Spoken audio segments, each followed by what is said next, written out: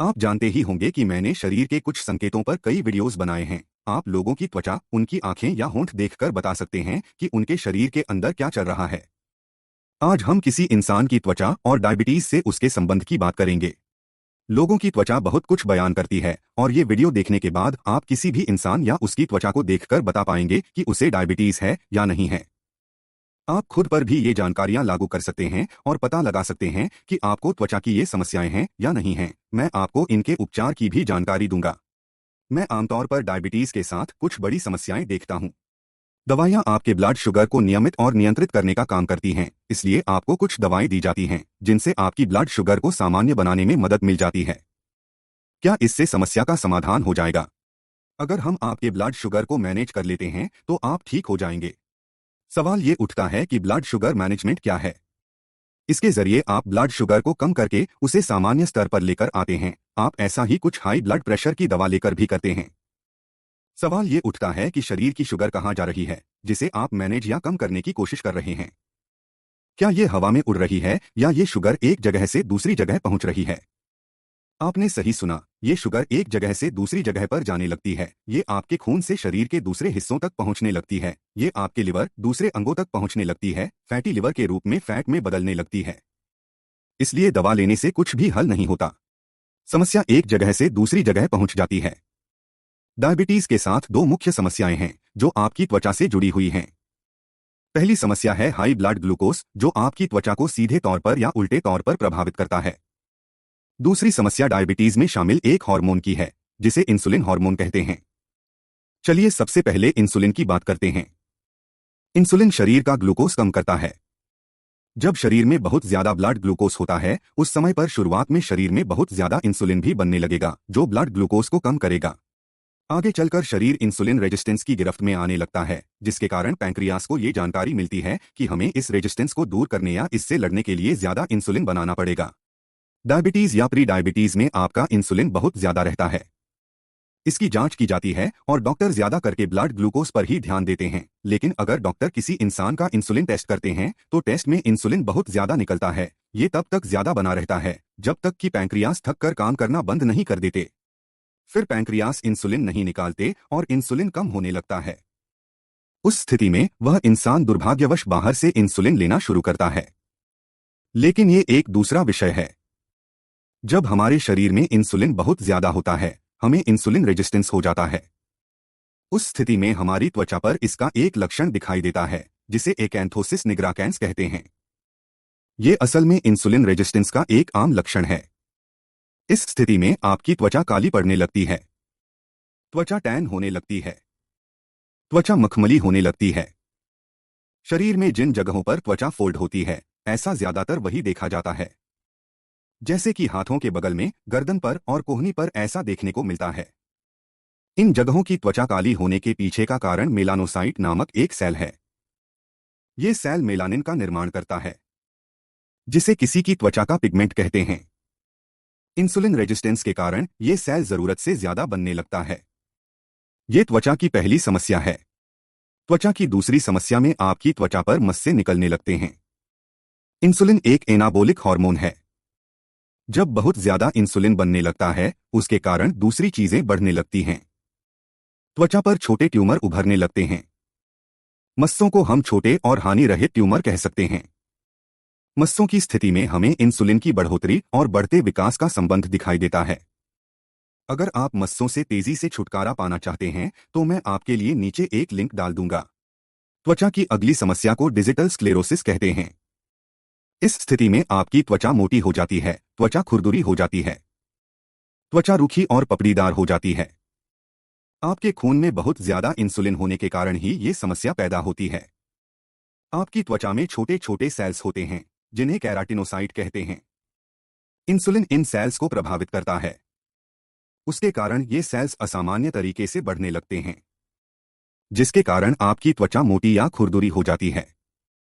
मैं ये भी कहना चाहता हूं कि इसके कारण कुछ जगहों पर आपकी त्वचा बहुत ज्यादा सख्त हो जाती है। इंसुलिन के कारण आपकी त्वचा पर मुहासे निकलने लगते हैं। जब शरीर में इंसुलिन बढ़ने लगता है, ऐसा खासकर महिलाओं में देखा जाता है, खासकर जिन्हें पॉलीसिस्टिक ओवेरियन सिंड्रोम होता है, जहां बहुत ज्यादा एंड्रोजन बढ़ने से त्वचा का सेबेशियस ग्लैंड या ऑयल ग्लैंड प्रभावित होने लगता है, जिसके कारण मुहासों का जोखिम बढ़ जाता है। ज्यादा इंसुलिन के कारण ही एंड्रोजन बढ़ने लगता है। इसलिए पीसीओएस में बहुत ज्यादा इंसुलिन बढ़ने के कारण एंड्रोजन भी बढ़ने लगता है और मुहासे उसका एक लक्षण है। इंसुलिन रेजिस्टेंस और ब्लड शुगर आपके इम्यून सिस्टम को प्रभावित कर सकती है। इनसे किसी इंसान का इम्यून सिस्टम सुस्त हो सकता है, जिसके कारण इन्फेक्शन का खतरा बढ़ सकता है। एक खास प्रकार के बैक्टीरियल इन्फेक्शन के कारण शरीर में सिस्ट हो सकते हैं, जैसे कि बेकर सिस्ट।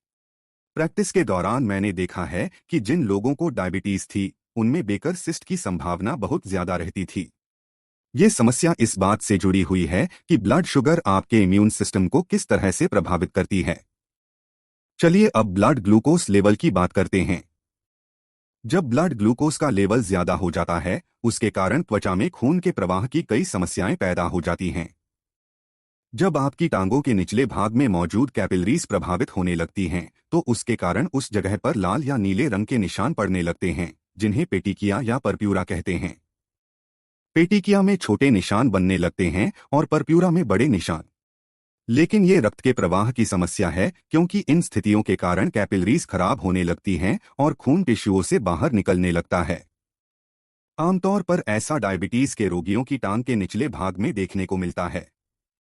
उनकी टांगों में काले और नीले टाक पड़ने लगते हैं। ऐसा लगता है कि वहां चोट लगी है, लेकिन बहुत ज्यादा ग्लूकोज के कारण ये समस्या पैदा होती है। उसके कारण माइक्रो सर्कुलेशन तबाह होने लगता है, छोटी कैपिलरीज नष्ट होने लगती हैं, मैक्रो सर्कुलेशन भी तबाह हो जाता है, आपकी धमनियां भी खराब होने लगती हैं। इनके कारण टिश्यूओं में ऑक्सीजन और खून ठीक से नहीं पहुंच पाता। ऐसा सबसे पहले शरीर के अंतिम सिरों पर होता है। ये समस्या पैर में और फिर आपके टखनों में पैदा होने लगती है। अगली समस्या है गैंग्रीन, जिसमें आपके पैर और पैरों की उंगलियों का रंग बदलने लगता है। पैर हरा, काला, भूरा और नीला होने लगता है। ये डायबिटीज की एक गंभीर समस्या है, जिसके कारण आपके टिश्यू मरने लगते हैं। उसके बाद डॉक्टरों को आपका पैर काटना पड़ सकता है। गैंग्रीन टांग में ऊपर की ओर बढ़ने लगता है और एक ऐसी स्थिति भी पैदा हो सकती है जहां डॉक्टरों को आपकी पूरी टांग काटनी पड़ सकती है। एक प्रकार की गैंग्रीन है जिसे वेट गैंग्रीन कहते हैं। उससे आपको इन्फेक्शन भी हो सकता है और इन सभी का कारण होता है रक्त के प्रवाह में आने वाली कमी, क्योंकि खून में ब्लड ग्लूकोज की मात्रा बहुत ज्यादा होती है। डायबिटीज के कारण आपके पैरों में अल्सर भी हो सकते हैं और खराब रक्त प्रवाह और इन्फेक्शन के कारण ये समस्या पैदा हो सकती है, क्योंकि इस स्थिति में आपका इम्यून सिस्टम काम करना बंद करने लगता है। एक दूसरी स्थिति भी है जिसमें आप ब्लड शुगर की समस्या देख सकते हैं। ये स्थिति आप केवल डायबिटीज या प्री डायबिटीज में ही नहीं, बल्कि उससे भी पहले शुरू होने वाली स्थिति में देख पाते हैं, जिसे इंसुलिन रेजिस्टेंस कहते हैं। उस स्थिति में जब आप उस इंसान की आंख देखते हैं तो वो आपको सूजी हुई और लाल दिखाई देती है। मैं आंखों की पुतलियों की बात कर रहा हूँ। बहुत समय पहले मैंने भी इसका सामना किया है और मुझे कोई अंदाजा नहीं था कि ये समस्या कैसे पैदा हो रही है। जब आपकी आंखें सूजने लगती हैं, उसका कारण गुर्दे की समस्या हो सकती है, लेकिन गुर्दे की खराबी का सबसे बड़ा कारण डायबिटीज है। डायबिटीज और प्री डायबिटीज में शरीर में बहुत ज्यादा पानी जमा होने लगता है, जो आपकी आंखों में दिखाई देता है। यही स्थिति आपकी टांगों के निचले भाग और पैर में दिख सकती है। मैंने आपको ब्लड शुगर और इंसुलिन से जुड़ी त्वचा की कई समस्याओं के बारे में बताया, लेकिन मेरा सवाल हमेशा से यही रहता है कि हम लक्षण का उपचार और इन समस्याओं की पहचान करने पर ज्यादा ध्यान देते हैं, लेकिन हम डायबिटीज और हाई ब्लड ग्लूकोज को ठीक करने और उसके कारण का पता लगाने पर ज्यादा ध्यान नहीं देते। मुझे समझ नहीं आता कि बहुत ज्यादा शुगर और कार्बोहाइड्रेट खाने की समस्या पर कोई भी ध्यान क्यों नहीं देता। इस बात से मुझे बड़ी हैरानी होती है। लेकिन आप जितना ज्यादा इसके बारे में सोचेंगे, आपको पता चलेगा कि ये दवाओं से जुड़ी हुई है। यहाँ बहुत सारा पैसा भी लगा हुआ है, और अगर ये इतना आसान होता तो इस पर एक इंडस्ट्री लग चुकी होती, क्योंकि दवाओं और डायबिटीज से जुड़े फूड्स से बहुत ज्यादा पैसा कमाया जाता है। इसलिए अगर आपको डायबिटीज है और आप अपनी त्वचा पर कुछ बड़े बदलाव देखना चाहते हैं, तो मैं आपको तुरंत ये काम करने की सलाह दूंगा। सबसे पहले मैं आपको कम कार्ब वाली डाइट और इंटरमिटेंट फास्टिंग शुरू करने की सलाह दूंगा। ये दोनों काम बेहद तेजी से आपके जीवन में बड़े बदलाव करने लगेंगे। मैं आपको ये भी सलाह दूंगा कि आप दिन भर में कुछ एक बार पानी में 1 चम्मच एप्पल साइडर विनेगर मिलाकर भी पिएं। एप्पल साइडर विनेगर का किसी इंसान के ब्लड शुगर पर शक्तिशाली प्रभाव पड़ता है। इससे इंसुलिन अच्छी तरह काम करने लगता है। इससे इंसुलिन रेजिस्टेंस की समस्या भी दूर होने लगती है। उसके बाद मैं आपको मेटफॉर्मिन के एक हर्बल उपचार को लेने की सलाह दूंगा। इसे प्राकृतिक मेटफॉर्मिन भी कह सकते हैं। इस पर कई शोध किए गए हैं। उपचार का नाम है बर्बरीन। मैं बर्बरीन से जुड़ी एक स्टडी की जानकारी नीचे डाल दूंगा, जिसमें पता चला कि बर्बरीन लेने से किसी इंसान का ब्लड शुगर नियमित करने में मदद मिलती है और ये मेटफॉर्मिन के जैसा ही प्रभाव पैदा करता है। इसके कोई साइड इफेक्ट भी नहीं होते। ये कोलेस्ट्रॉल और ट्राइग्लिसराइड को अच्छी तरह नियंत्रित करता है, फैटी लिवर में सुधार करता है, हृदय से जुड़ी समस्याएं कम करता है, शरीर की सूजन कम करता है। ये डायबिटीज से जुड़ी त्वचा की समस्याओं में भी सुधार करता है, जैसे कि मुहासे और त्वचा की सूजन। ये सस्ता है और इसके साइड इफेक्ट भी कम हैं। इसलिए आपको keto, intermittent fasting, apple cider vinegar और बर्बरीन पर ध्यान देना चाहिए, क्योंकि ब्लड शुगर नियंत्रित करने में बर्बरीन बेहद लाभकारी साबित होता है। अगर आपने बर्बरीन पर बनाया गया मेरा वीडियो नहीं देखा है तो आप उसे यहां देख सकते हैं। चैनल सब्सक्राइब करना ना भूलें।